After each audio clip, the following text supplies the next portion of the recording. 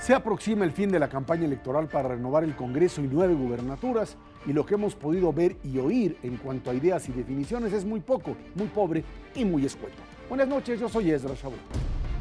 43 millones de spots en estas elecciones no han servido para conocer mejor el abanico de propuestas que tendrían que presentar los partidos y los candidatos, ni han contribuido tampoco a la formación de un criterio acerca de qué representa cada quien. Hola, soy Jorge Fernández Menéndez.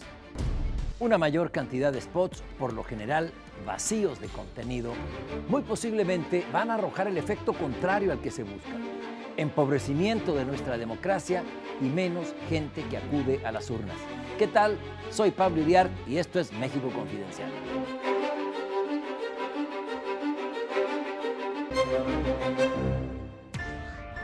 Estamos a una semana de que se cierren las campañas para esta elección intermedia y no sé, Ezra, Jorge, si ustedes recuerdan una elección tan vacía de contenidos, una campaña tan vacía de contenidos y con tanto lodo. No, vacías de contenidos ha habido varias, ya ahí pueden competirse. Hasta ganó uno. No, claro, del alto vacío. Pero ese es otro tema. Lo que sí, no recuerdo una campaña con tanto lodo en todos los niveles, desde el más bajo hasta el más alto, con violencia, con grupos pidiendo no que se vote por un candidato o por otro candidato, sino tratando de impedir que se vote lisa y llanamente.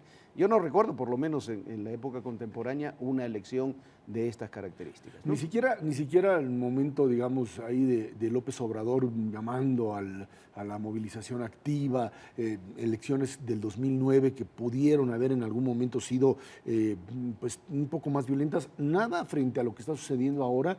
Quizá por esta inercia que venimos arrastrando desde el año pasado con el tema Ayotzinapa, etcétera, y que de repente en estos lugares en donde se perdió el control, caso de Guerrero fundamentalmente, empiezas a ver, por un lado, esa combinación de sectores donde hay violencia, Michoacán, Guerrero, y por el otro lado, estrategas que llegaron a la conclusión de que lo mejor para ganar una elección es acabar con el rival. O sea, no proponerme a mí o no generar una mayor alternativa, sino que el ciudadano diga, este es el menos malo de los otros y que los otros, y a partir de eso generar una imagen de alguien que pues es el que tiene que ganar porque los otros son peores. Y creo que eso es lo que está sucediendo en este momento, independientemente de pues esta elección que parecía muy definida al principio, fundamentalmente de gobernadores, y que ahora se ha venido cerrando, y en donde pues encuestas más, encuestas menos, pero cada quien ha armado su propio proyecto como tal. En esas elecciones a las que tú referías al inicio de tu intervención, con Calderón, López Obrador, Peña Nieto, Josefina, el propio López Obrador, fueron elecciones de amplia participación ciudadana. Pero en esta yo tengo mis dudas de que vaya a haber una amplísima participación y por tanto no sé quién va a ganar. Las encuestas pueden decir una cosa: si a mí me encuesta y digo voy a votar por fulano, por este partido de tal color, pero voy a ir a votar, pues quién sabe. Es que son intermedias primero. Y todas las encuestas, si uno las analiza, las va desagregando con mayor cuidado, hay la parte de las personas que dicen que probablemente van a votar, pero que no saben o no quieren decir por quién van a votar, son porcentajes a esta altura ya, a una arriba semana, del 40 10 en días, algunos lados. En algunos lados o en otras el 20, el 30, son porcentajes muy altos y ante la diferencia que tienen los contendientes pueden mover cualquier elección porque no quieren decir o no han decidido aún por quién votar. Es un signo también de, como tú decías, de las campañas. Si las campañas son tan oscuras, si de tanto lodo, la gente no elige el mejor. Normalmente en varios estados va a tener que elegir el que considera menos peor, ¿no? Digamos, para el estado. Y puede darse el caso que haya un verdadero shock con lo que dicen las encuestas y con lo que saca la realidad. Por esto que comentan, lo que dices, Jorge, a ver, ¿quién va a sacar a la gente a votar? Eso es, o sea, la gran cantidad de indecisos, porque les da flojera o porque no van a ir a votar. Bueno, ¿quién va a ganar?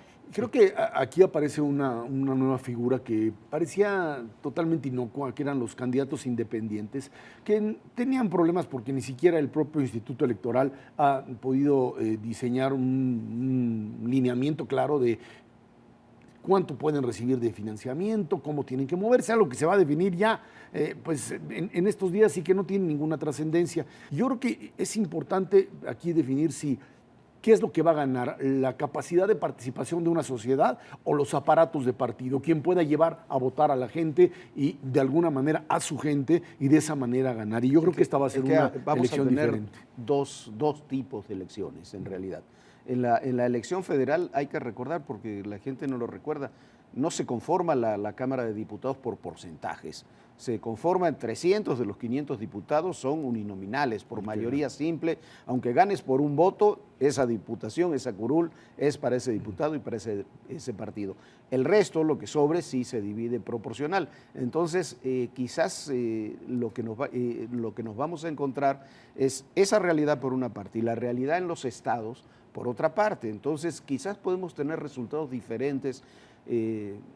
Para decirlo gráficamente, quizás el PRI puede perder 2, 3, 4 gubernaturas y quizás probablemente tenga mayoría y puede llegar a tener mayoría absoluta en la Cámara de Diputados. Eso va a desconcertar a la gente, porque va a desconcertar un poco lo que tú decías, bueno, quién sacó a votar a quién y demás. Yo creo que aquí podemos, a lo mejor nos vamos a... Iba a ser un chascarrillo, pero lo omito. Okay, porque si no, imagínate lo que te pasa. Bueno, lo que es cierto es que aquí vamos a tener probablemente una diferencia entre lo que es el voto para gobernador y el voto para diputados como tal. O sea, un modelo otra vez de votación diferenciada en donde la figura del candidato a gobernador me lleva a que este es el mejor o el menos malo de los otros y mi adhesión partidaria me lleva a votar por el partido que tradicionalmente lo he hecho. Y eso vamos a verlo en estos 9 estados en donde pues, hay diferencias muy claras porque son estados donde se elige gobernador. Sí, ahora, para diputado, yo hace tiempo que no veía la concurrencia de todas las encuestas diciendo prácticamente lo mismo, de quién en primero, quién en segundo y el tercero, cuarto y quinto lugar. Me parece que hay una gran coincidencia. ¿Se logrará mantener esto hasta el día de la elección? No lo sé. Para mí esta elección es una gran incógnita a pesar de las encuestas. Mira, todos los encuestólogos en estos días están hablando de las últimas elecciones inglesas. Nadie le pegó. Las grandes casas encuestadoras inglesas, que tienen tradición en ese tema y en una sociedad relativamente fácil de encuestar, ¿no? Hay sectores rurales en el filo mayor de Guerrero que no puedes mandar tus encuestadores. Se equivocaron por 5 o 6 puntos en total entre lo que le restaron a uno y le sumaron al otro.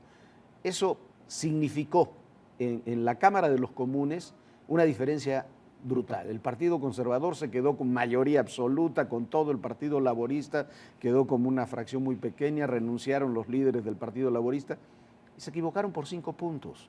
¿Por qué? Porque es una forma de composición de las cámaras muy similar al que tenemos nosotros. Ahora, yo creo que también es importante decir que cuando se habla de las encuestas como tal, cuando uno ve los números de intención de voto en diputados, casi todos están de acuerdo en cómo está esto.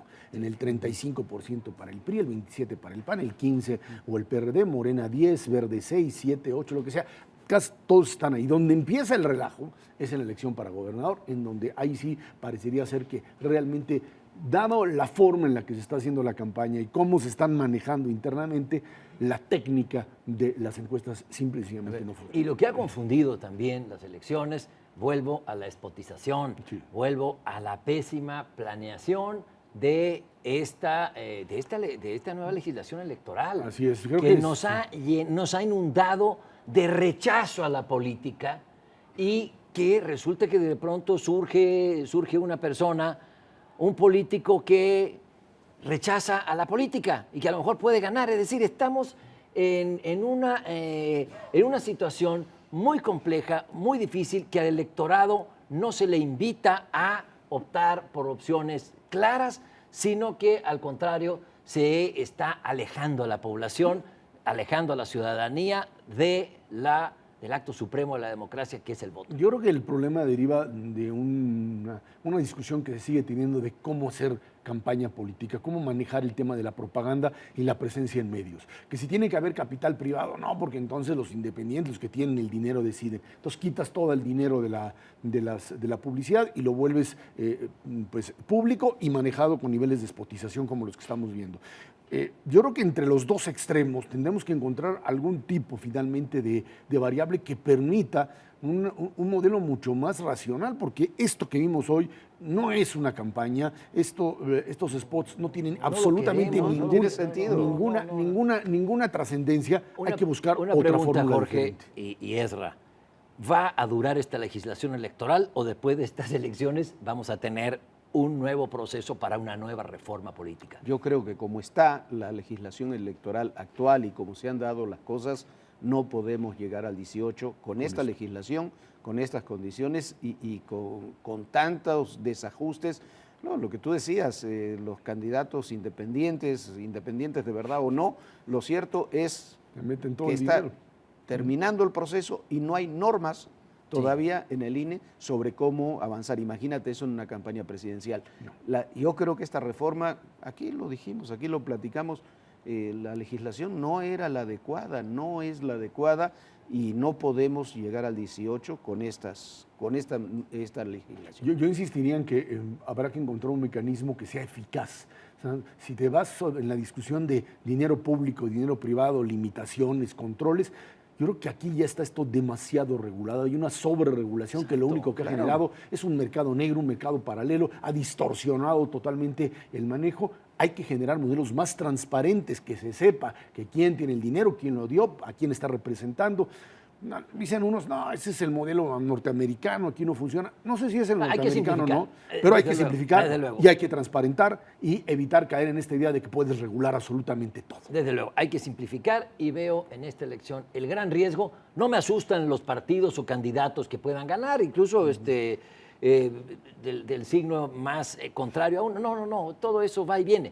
Lo que me preocupa es que no haya elecciones limpias y no haya elecciones generalizadas en Guerrero y en Oaxaca. Esa es la preocupación fundamental. Creo que de esta vamos a elección. terminar con muchas elecciones, fundamentalmente de gobernador, en tribunal electoral, porque no va a haber otra posibilidad ante la impugnación de un perdedor. Pero bueno, eso viene ocurriendo desde hace tiempo, va a ocurrir ahora. ¿Por qué? Porque precisamente esta legislación, por sus carencias y por la sobreregulación en medios y en muchos otros ámbitos, lo que provoca, tiene sobreregulación y no tiene normas claras.